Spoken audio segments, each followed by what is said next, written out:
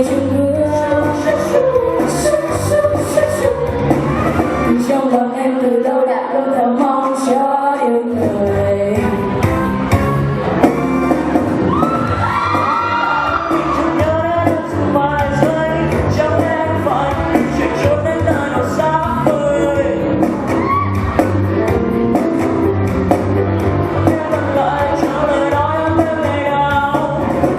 Ladies and gentlemen,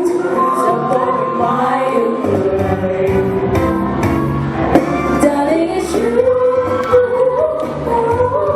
Đừng yêu như thế nên tay nắm tay em đi.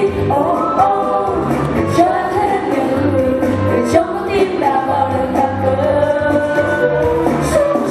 My love is for you.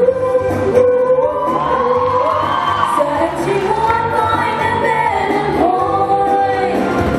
Để em nghĩ để này, còn đâu với nó sẽ là ngày chung hương. Trong lòng em từ lâu đã luôn thầm mong cho yêu người.